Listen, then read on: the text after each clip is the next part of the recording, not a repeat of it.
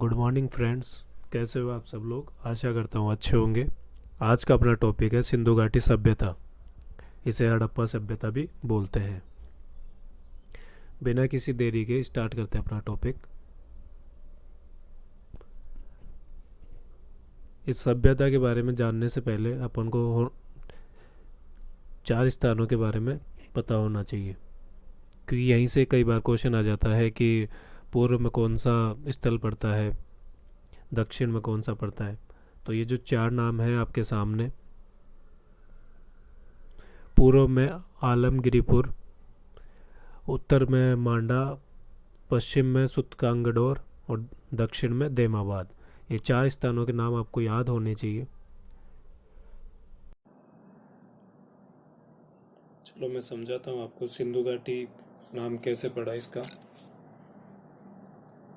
देखो क्या हुआ था कि ये अपनी सिंधु नदी हो गई,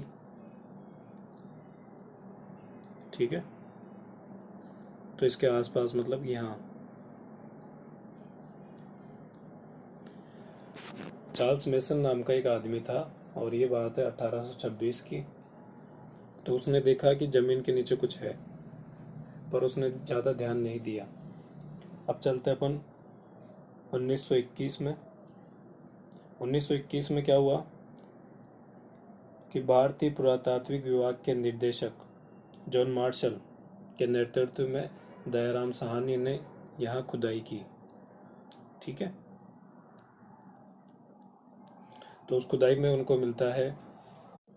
उनको इस खुदाई में अन्नागार, कांसा गलाने के पात्र, मोहरों पर एक श्रृंगी पशु का आकलन, श्रमिक आवास, ये सब चीज़ें मिली थी। वहाँ की जो लैंग्वेज थी वो पिक्टोग्राफी थी, यानी कि ओनली फ़ोटोज़ वगैरह यही थी। यानी जैसे अपनी आज जैसे लैंग्वेज है हिंदी, इंग्लिश, ये सब चीज़ें, उस टाइम ये नहीं थी। तो इसलिए ये पता नहीं लगा पाए कि ये कितनी पुरानी है और पहले क्या चलता था। इसमें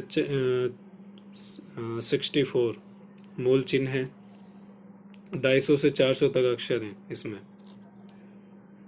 ठीक है। और इस युग को कांस्य युगीन युग भी कहते हैं।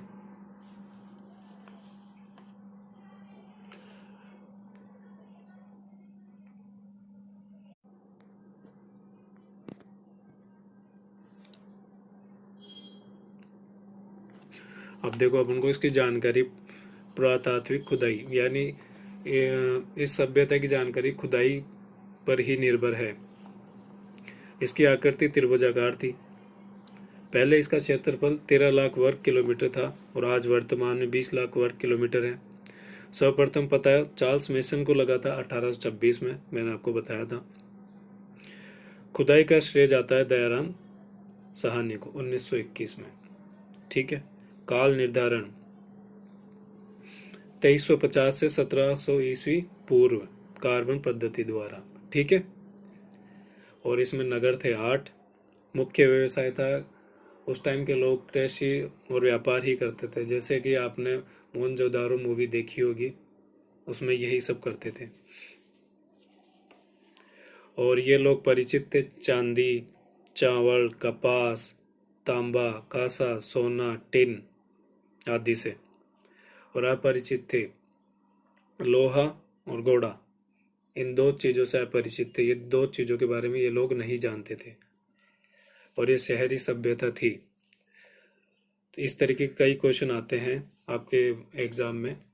आप अच्छे तरीके से इनको याद कर लेना।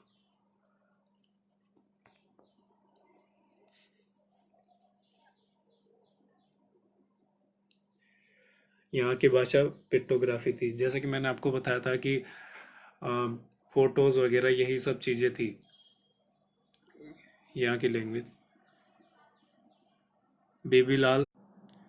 बेबीलाल ने इसे ब्रुस्टोफेदम नाम दिया।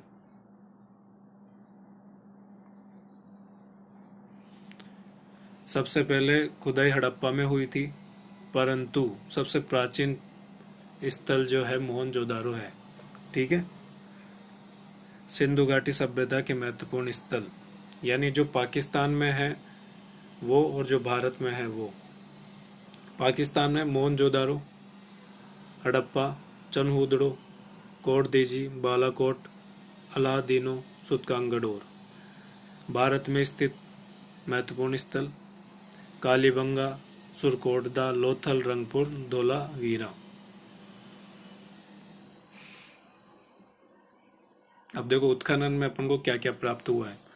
जैसे हड़प्पा नामक स्थान पर जब खुदाई हुई तो क्या चीज़ प्राप्त हुई, मोहनजोदारो में खुदाई हुई तो क्या प्राप्त हुआ, चनहूदड़ो में खुदाई हुई तो क्या प्राप्त हुआ, कालीबंगा में खुदाई हुई तो क्या प्राप्त हुआ।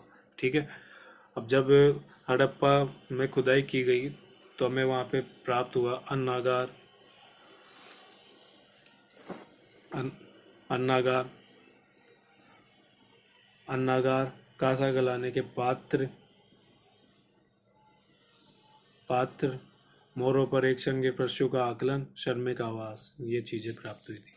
और मोहनजोदारो में मृतकों का टीला, मृतकों का टीला भी कहते हैं इसे, मोहनजोदारो को। और काशी की नृत्य करती हुई नारी की मूर्ति, विशाल स्नानागार, विशाल सभा भवन, पुरोहित का धड़ और पशुपति शिव की मूर्ति, सामूहिक हत्याकांड के साक्ष्य, ये सब चीज़ें मिली थी मोहनजोदारो में। चनहूदड़ो में दो चीज़ें मिली थी, शाही दावत और लिपस्टिक का प्रयोग, ये चीज़ें चनहूदड़ो में मिली थी। देखो कालीबंगा में अपन को क्या मिला था, जुते हुए खेत मिले थे। ठीक है। चूड़ी बनाने के कारखाने, ऊँट की हड्डियों के साक्ष्य, भूकंप के साक्ष्य, प्रत्येक घर में कुएं, ये सब चीज़ें थी।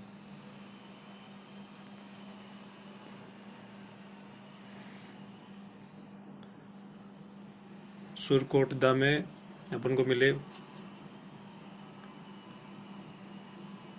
सुरकोटदा में घोड़े की हड्डियाँ के साक्ष्य, तराजू का पलड़ा, ये सब चीज़ें मिली थी। लोथल में डाकयार्ड, डाकयार्ड मतलब कि जहाज़ों को खड़ा करने की जगह, चावल के साक्ष्य, मन के बनाने के कारखाने, ये सब चीज़ें मिली थी लोथल में। अब देखिए इंपॉर्टेंट पॉइंट्स। पकी हुई काली मिट्टी से ईंटें बनाई जाती थी जिसे टेराकोटा कहा जाता था। समाज धार्मिक था, मातृ देवी की मूर्तियां सर्वाधिक मात्रा में मिली। ठीक है। मंदिरों के अवशेष प्राप्त नहीं हुए, यानी मंदिर वहाँ थे ही नहीं, बस मूर्तियां तो थी पर मंदिर उस टाइम नहीं बने थे। लोथल में एक युग्म शव मिला जो आपस में एक दूसरे से लिपटे हुए था। ठीक है। यानी एक समाधि मिली, उस समाधि में एक युग्म शव था जो आपस में लिपटा हुआ था। जॉन स्टुअर्ट पिगटन ने हड़प्पा मोहनजोदाड़ो को जुड़वा राजधानी कहा तथा कालीबंगा को प्रोफेसर दशरथ शर्मा ने सिंधु घाटी सभ्यता की तीसरी राजधानी कहा, क्योंकि ये तीनों आपस में बहुत मिलती जुलती थी, इसलिए इनको जुड़वा राजधानी कहा गया। वर्तमान में ये सभ्यता भारत, पाकिस्तान, अफगानिस्तान तक फैली हुई है। ठीक है।